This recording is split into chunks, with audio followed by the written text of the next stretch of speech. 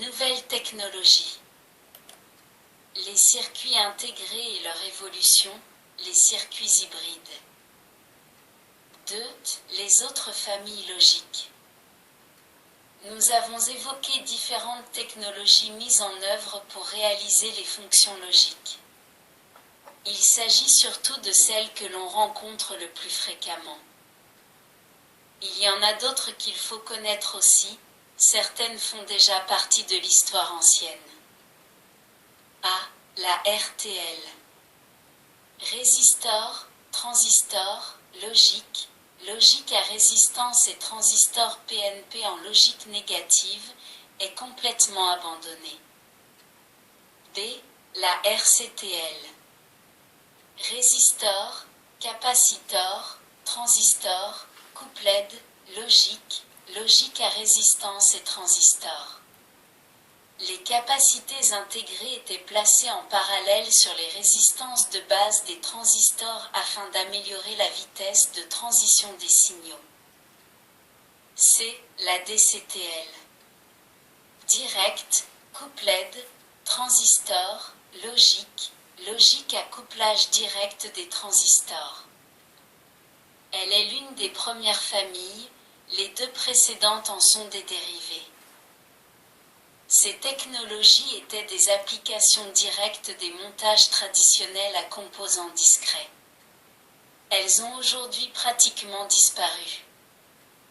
Cependant, à partir des bases de cette dernière, DCTL, on réalise une nouvelle technologie, l'IIL.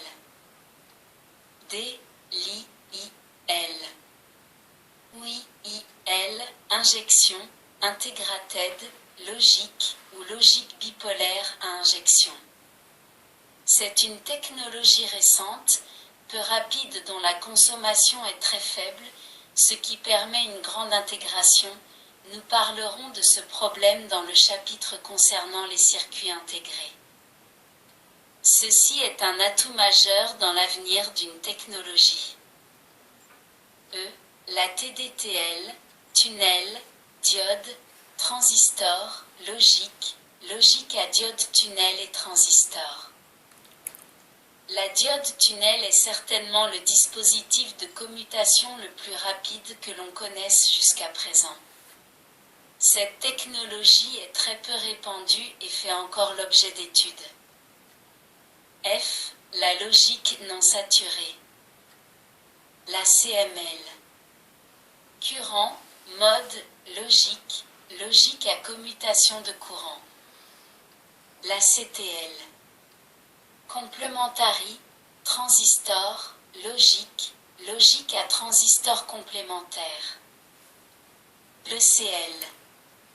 Émité, coupled, logique, logique à couplage d'émetteurs. Ces différents procédés font appel aux transistors bipolaires. On sait d'une part, l'importante dans la limitation de la rapidité de fonctionnement est due principalement au temps mis par les transistors pour quitter l'état saturé, storage time. Par conséquent, sans toucher à la structure même des transistors, il suffit de modifier le point de fonctionnement de ceux-ci en faisant en sorte qu'à l'état conducteur, on évite la zone de saturation. Ainsi, les opérateurs de cette technologie peuvent fonctionner à des fréquences très élevées. C'est le mode logique, commercialisé, le plus rapide actuellement. Malheureusement, son immunité au bruit est très faible, de 250 à 500 mV. Sa diffusion, auprès des techniciens, n'est pas très importante.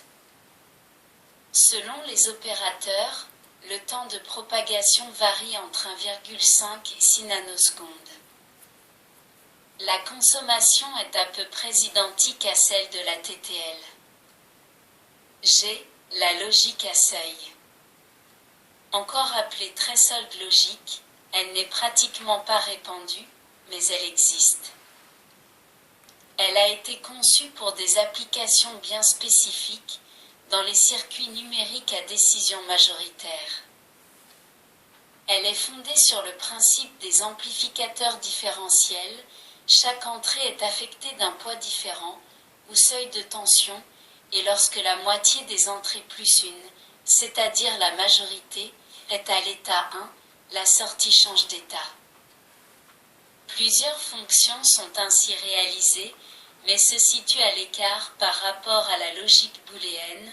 On peut dire qu'il s'agit de logique à décision majoritaire. De plus, cette technologie est sensible aux parasites, surtout quand la majorité des entrées, moins une, sont déjà à l'état 1. Les résistances de polarisation des amplificateurs différentiels doivent être de tolérance serrée pour que les seuils soient précis, ce qui est un handicap supplémentaire à leur réalisation industrielle. H. Les dispositifs CTD. Ces éléments à transfert de charge, transfert, devices, sont plus spécialement destinés aux registres, aux mémoires et lignes à retard, ainsi qu'aux dispositifs de prise de vue. Ils sont fondés sur le principe de l'injection d'une charge électrique dans le matériau semi-conducteur. Cette charge est ensuite transférée à l'aide d'un champ électrique vers la sortie. Ce champ électrique est obtenu par l'application d'un système de tension sur des grilles, identiques à celles des transistors MOS, répartis le long du barreau de silicium. En fonction de la distribution des tensions, le champ électrique se propage, entraînant la charge injectée avec lui. Si le champ reste immobile, la charge reste stockée dans le barreau de silicium. La conception de ces dispositifs est très simple et permet une grande intégration. On peut, par conséquent, envisager le développement de cette technologie dans les domaines cités au début de ce paragraphe. Figure 10. Les différentes technologies issues du silicium, celles qui sont soulignées sont les plus répandues. À transistor effet de champ. À transistor bipolaire. À transistor de charge CTD. PMOS. RTL. CCD. NMOS.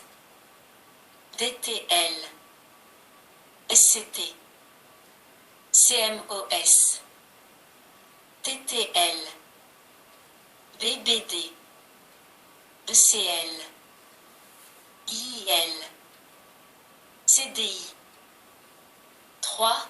Les circuits intégrés et leur évolution. 3.1. La technique Cordwood ou Fagot. L'aviation fut une des premières grandes consommatrices de matériel électronique. Les impératifs imposés obligèrent les constructeurs à réduire la masse et l'encombrement de leurs appareils.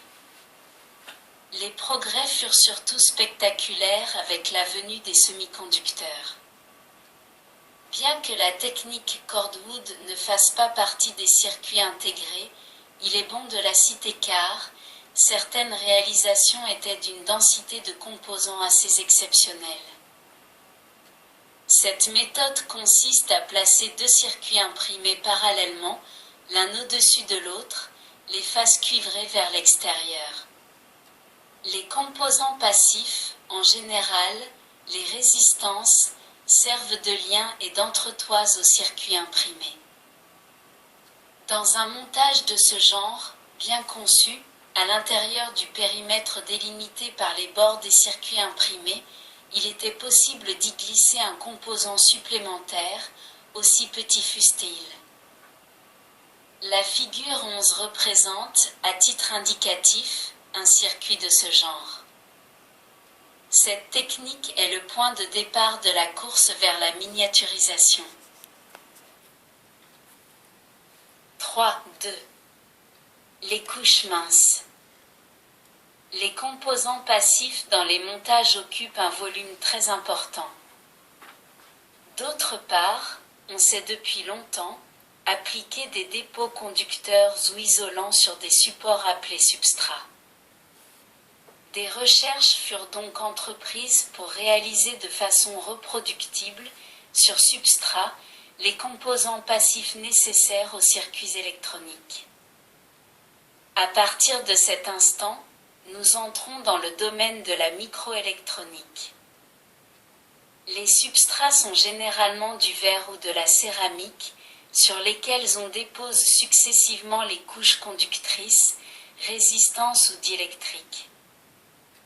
Le substrat, support mécanique de tout dispositif, doit posséder un coefficient de dilatation choisi en fonction de l'utilisation du circuit, un état de surface parfait, une résistivité très élevée. Le choix des dépôts est fait en fonction de leur destination. L'or, le cuivre, pour les connexions. Le nichrome, l'oxyde d'étain, pour les résistances. Le verre, la silice, pour les diélectriques. Le silicium, pour les couches semi-conductrices. Différentes techniques sont employées pour réaliser ces dépôts. Ce sont la sérigraphie, réalisée avec un pochoir en soie. On parlera plutôt de couches épaisses avec ce procédé qui ne permet pas d'atteindre de faibles épaisseurs de dépôt. L'évaporation ou la pulvérisation sous vide. Le dépôt par voie gazeuse. Le dépôt électrolytique. Le dépôt chimique. Dans chacune de ces techniques, les dépôts sont appliqués successivement grâce à un procédé important appelé technique des masques. Elle consiste en un ou plusieurs masquages par un produit photorésistant suivi par une attaque chimique. La figure 12A retrace les différentes phases de ce procédé. On dépose sur le substrat une première couche mince, puis on applique un produit photosensible sur cette couche. On l'expose ensuite à un rayonnement ultraviolet au travers d'un masque ou film. Après révélation et rinçage de cette couche insolée, les parties sous-jacentes qui doivent rester se trouvent protégées par le produit photorésistant. On procède ensuite à une attaque chimique pour supprimer les parties du dépôt qui doivent disparaître. À chaque dépôt d'une nouvelle couche, on utilise le même procédé en ayant recours à un masque différent. La figure 12B donne un aperçu de la réalisation de composants passifs en technologie couche mince. Les échelles ne sont pas respectées. 3. Les circuits hybrides. Les composants passifs sont réalisés en couche mince. Si on prévoit, sur ces circuits, les emplacements et les connexions, on peut y adjoindre les composants actifs, tels que les transistors et les diodes. Ces derniers étant présentés sous forme de micro-boîtiers, ils sont mis en place et soudés par micro-soudure, voire figure 13. Par ce même procédé, on peut aussi mettre en place d'autres composants passifs, comme des condensateurs dont la valeur ne peut être obtenue avec les matériaux diélectriques mis en place à l'aide des dépôts. Des petits transformateurs peuvent aussi être mis en place de la même façon. Il ne reste plus qu'à protéger le tout mécaniquement, c'est l'encapsulage. La capsule devra comporter les connexions de sortie. La taille des circuits hybrides peut aller de quelques millimètres à une dizaine de centimètres. On utilise, en général, les boîtiers plats dès que la taille du circuit atteint 1 à 2 cm. En dessous, on fait appel aux boîtiers type transistor, genre TO3, TO5 à sortie multiple. La technique du circuit hybride est très utilisée dans les ensembles fonctionnant à très haute fréquence. D'une manière générale, elle apporte un meilleur rendement et une fiabilité accrue par rapport au circuit traditionnel, câblage par circuit imprimé. On l'utilise aussi quand le circuit monolithique, paragraphe suivant, ne peut apporter de solution, soit parce que la puissance dissipée est trop élevée, soit parce qu'il s'agit d'intégrer des composants spéciaux, transformateurs par exemple.